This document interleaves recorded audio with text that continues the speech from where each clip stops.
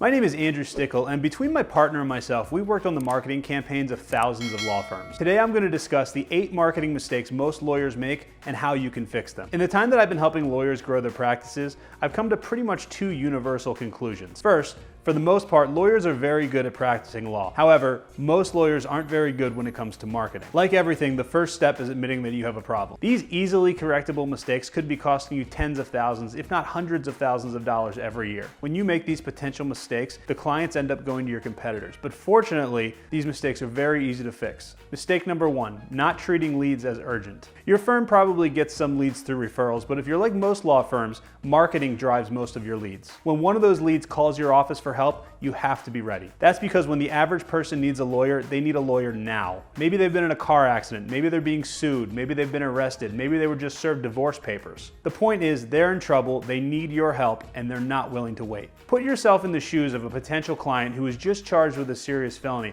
or who just had a loved one killed in a car accident. If you were in their position, would you leave a message? Hell no, you wouldn't. You'd hang up the phone, probably in the middle of their outgoing message, and call the next competitor. That's why the way you deal with the initial phone call from a potential client is critically important. It's your one chance to convert that lead into a client. If you screw up this initial contact, you don't get a second chance. That lead is gone forever and they've gone to your competitor. If your competition has a better conversion strategy in place, which they likely do, that lead is gone. They get the client and the revenue. If you're serious about your marketing, you need to make sure that you have a system in place where a live person is answering your calls 24 hours a day, 7 days a week, 365 days a year. Mistake number 2, failing to train the person answering your phone calls to capture the lead. During regular business hours, a receptionist or administrative assistant is likely the first person that a potential lead is going to speak to when they call your firm. It's critical that this person knows how to effectively deal with a warm lead. If the potential lead asks to speak with you and the receptionist or administrative assistant says you're not available and then just transfers you to voicemail, they might as well have just hung up on the lead. At this point, the client is likely gone and has moved on to another firm. In instances where you or another attorney are not available to speak with a potential lead,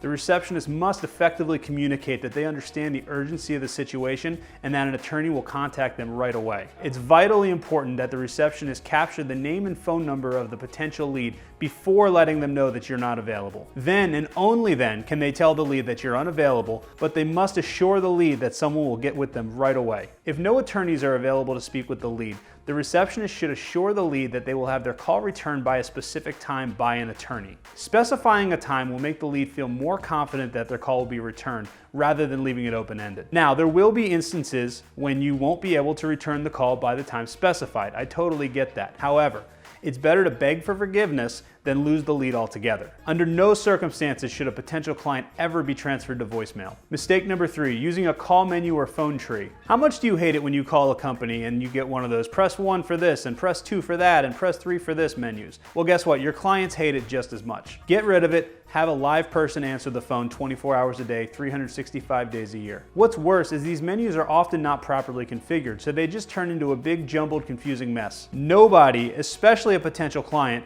wants to play voicemail roulette. Today, more and more people want instant gratification. That means talking to a real live person, not a machine. You've got to have your phones answered by a real person. On the internet, every time someone has to click, you lose 50% of your audience. People want instant gratification and they have short attention spans, so you've got to stop creating obstacles for them. The more options that a client has in your phone system, the more likely the chance that they're going to get confused or frustrated and just hang up. Mistake number 4, not using an answering service to answer calls after hours. We have access to the call logs of all of our clients, so we see that often calls come in after hours. It never ceases to amaze me that lawyers will spend thousands of dollars on their internet marketing, but then balk at $150 for an answering service to make sure that the calls are actually answered when the leads call. Even though it's after hours, when a potential client calls your firm, they want to talk to a real person, not a machine, and they're not going to leave a message. With an answering service, the potential client gets to talk to a real live person. Often, this is enough to pause the potential client's attorney search just long enough for you to get back in touch with them. However, an answering service is only as good as the way they handle your calls. It's imperative that the answering service plays into the client's needs for instant gratification and immediate satisfaction. If the operator sounds indifferent or uninterested,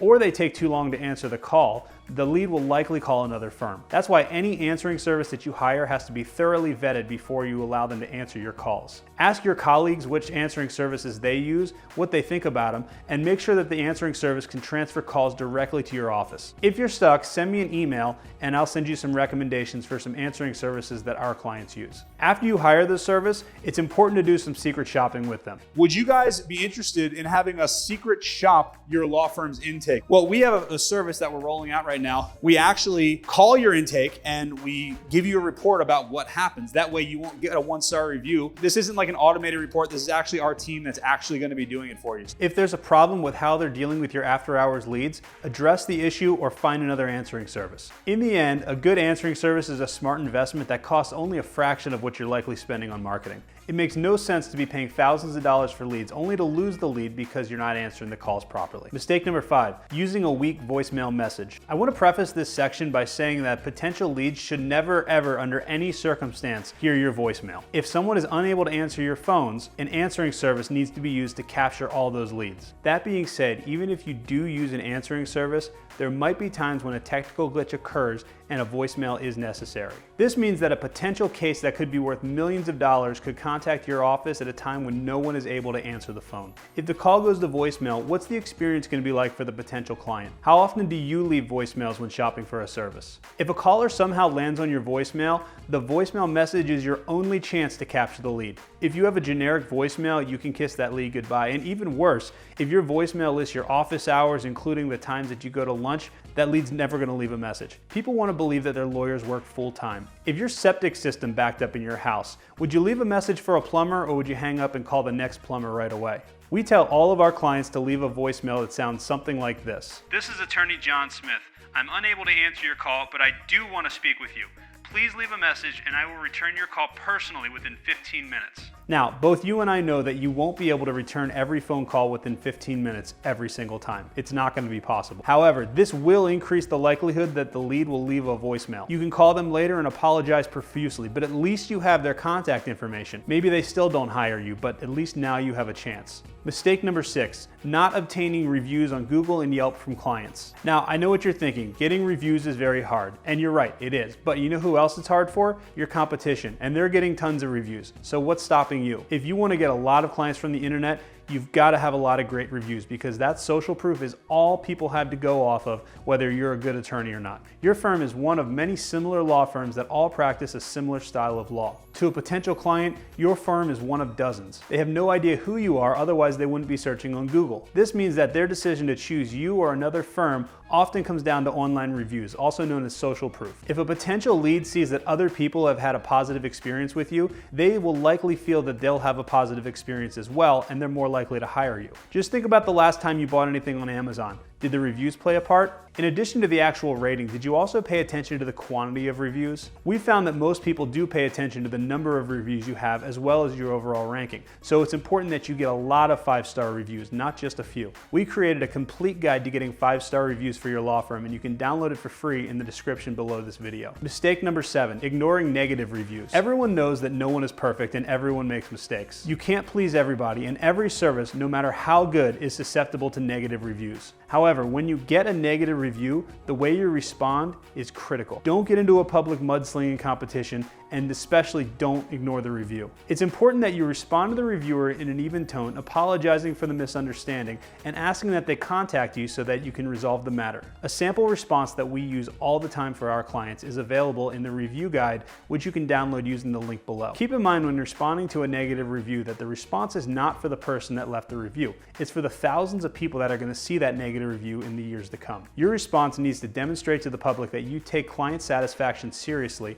and you'll go out of your way to make sure that everyone's happy. Mistake number 8, believing prospects when they say they have no money and only want advice. Your profession is the practice of law, but your business is to generate revenue for your law firm. If you're going to grow your law firm, you've got to learn to sell yourself and your services. A successful lawyer is not only a successful practitioner, but also a successful salesperson. I can't tell you the number of times I've talked to a client that says nobody has any money and they just want free advice. Of course they want information and advice. That's why they're calling a lawyer. And who wants to spend money? When you convince them that they can't afford not to hire you, that's when they find the money. People have money stashed away for entertainment, for going out to dinner, for a special vacation, but this is something that they need and they can find the money. There's often even money available in those pre-approved credit card offers that they haven't taken advantage of. The problem is that you're believing them. Who calls a lawyer's office and really expects free services? Nobody. You have to remember, people will find the money for a lawyer before they allow themselves to suffer. Every firm that your call gets from somebody needing advice is a potential source of revenue for the firm. When you're on one of these calls, you've got to be both the lawyer and a salesperson selling your services. The average person has a fear of lawyers and the legal system. For many of them, there's a natural aversion and distrust of the entire process. That's why you need to listen to what they're saying. This isn't just another bankruptcy, drug arrest, or divorce. This is their life. Your job is to determine what the problem is